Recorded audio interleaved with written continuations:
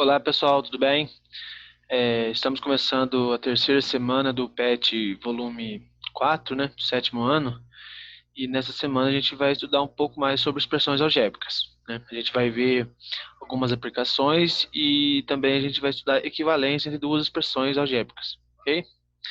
Então eu vou compartilhar aqui com vocês a minha tela, certo? E vamos lá. Então a gente tem aqui o PET volume semana 3, ok?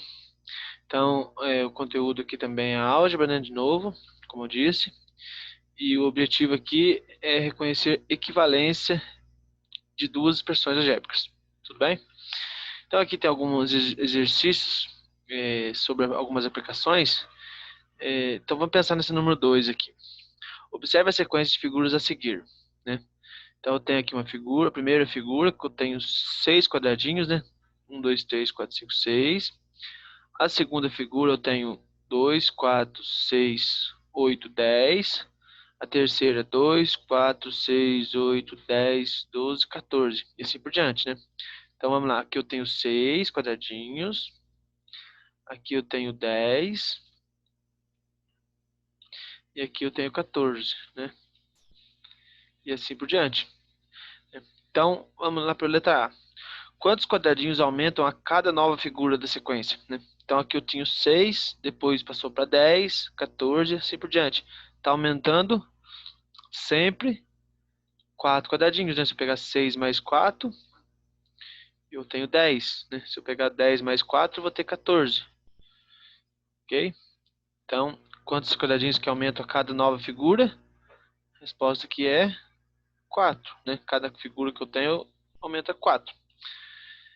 A letra B. Escreva uma expressão algébrica que representa a quantidade de quadradinhos que constituem cada figura. Ou seja, se eu pegar aqui uma décima figura, quantos quadradinhos que ela vai ter, né? Sem precisar eu ficar fazendo essas contas, somando 4, somando 4, somando 4, até chegar na décima figura, é possível escrever uma expressão que vai me dar essa quantidade de quadradinhos, certo? Então, o que a gente vai tentar escrever aqui? Uma expressão que depende dessa posição n, né? A posição é o quê? No caso, se o n for 1, eu tenho a primeira figura. Se o n for 3, eu tenho a terceira figura, né? Então, eu quero uma expressão que depende de n. Então, primeiro passo, como aqui as figuras, a cada nova figura aumenta 4, então eu já posso perceber que esse 4 ele está multiplicando pela posição, né? Por exemplo, primeira posição, eu tenho 4n. Se o n vale 1, então é 1 vezes 4. Se o n vale 2, eu vou ter 2 vezes o 4, ou seja, eu vou ter 8, porque aumentou 4 aqui, mais 4 aqui. Então, uma parte dessa minha expressão eu já tenho, que tem que ser 4n, né? Tem que ser 4n. Por quê? Porque cada vez aumenta 4. E agora eu preciso de uma constante, né? Por quê? Porque se o n fosse 1 aqui, 4 vezes 1 eu tenho 4 quadradinhos. Então tá faltando aqui mais 2. Ou seja, se eu coloco mais 2 aqui, eu vou completar aqui na primeira posição 4 vezes o n, que é 1, porque é a primeira posição.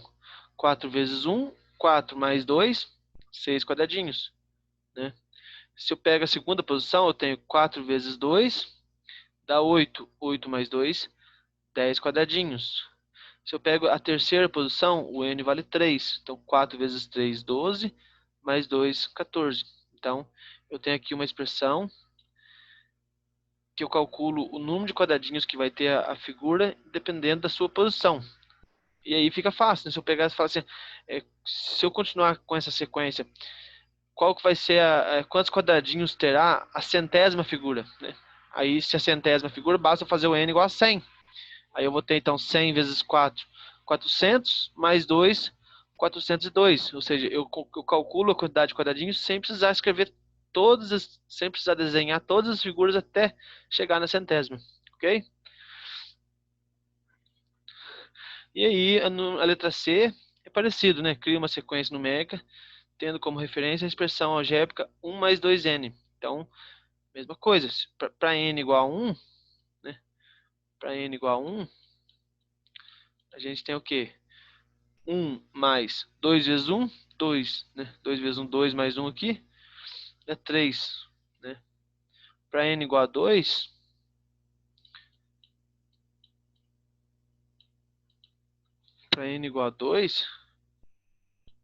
eu tenho aqui 2 vezes 2, dá 4, mais 1 aqui, 5, né? Para n igual a 3,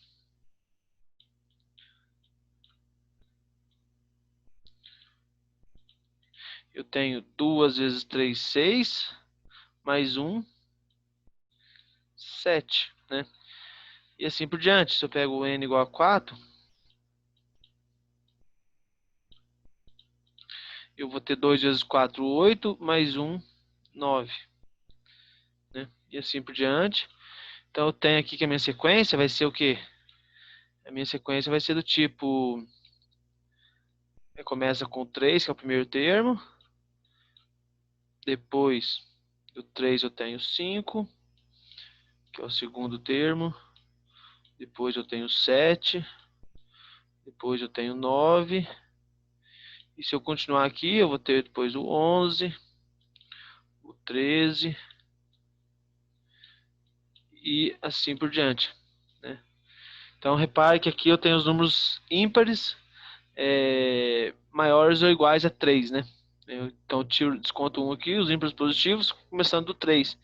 Então essa regra aqui, que é uma expressão algébrica, me permite eu encontrar esta sequência de números, ok? Então, esse é um exemplo, né, de uma aplicação de sequências, né? Os outros aqui, o número 1, o número 3, são similares. Número 3, então, já está falando das expressões equivalentes, né? O que é expressão equivalente? Expressão equivalente é uma expressão que representa o mesmo valor que a outra, né? Ou seja, eu tenho essa expressão aqui. E essa expressão, se eu substituir um valor, se eu dar um valor para A e para B, eu vou encontrar um número aqui. E esse número que eu encontrar aqui vai ser o mesmo que eu encontrar em uma dessas 4 alternativas, né? Então, por isso que são expressões equivalentes, né? O valor que elas representam é o mesmo. E aqui, para a gente encontrar, basta a gente aplicar aquela propriedade que a gente estudou, que é a distributiva, né? Se eu pego aqui, como aqui é uma multiplicação, então eu multiplico A vezes A, faço vezes aqui, que vai dar A ao quadrado. A ao quadrado. Espera aí. Então aqui vai ficar A ao quadrado. Depois eu faço A vezes menos B, que vai dar menos A vezes B, né? Como eles são letras diferentes, a gente escreve dessa forma. Agora eu vou multiplicar aqui o B. Então B vezes A, os dois são positivos, vai ficar mais AB. Mais AB. E B vezes menos B, mais com menos vai ficar menos. B vezes B, B ao quadrado, né? E aí, o que a gente percebe aqui? Eu tenho aqui o menos AB e o mais AB. Eles são números opostos, né? Números opostos têm os sinais contrários, né? Então, números opostos eles se cancelam. Ou seja, sobrou então aqui só A ao quadrado menos o B ao quadrado, ou seja, letra D. Então, essas duas expressões aqui, elas são equivalentes, elas representam o mesmo valor, ok?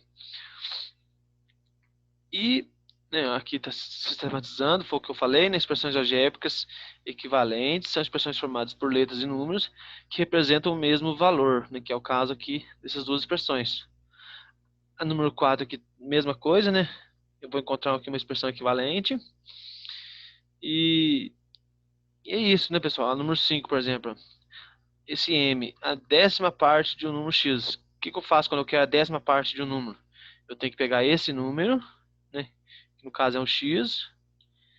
Se eu quero a 10ª parte dele, eu vou dividir ele então em 10 partes iguais. Ou seja, esse m aqui é equivalente a essa expressão, né? Que é x sobre 10. Então são expressões equivalentes. E aí isso acontece para todos aqui, né? 10 vezes o número x. Como que eu faço para fazer 10 vezes o número x? Eu vou ter que encontrar uma expressão que indica essa expressão aqui, ok?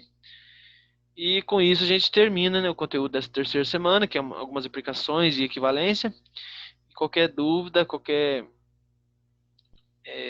dificuldade que vocês tiverem aí, vocês podem me chamar aqui que eu estou disponível, ok? Boa semana a todos e até a próxima aula.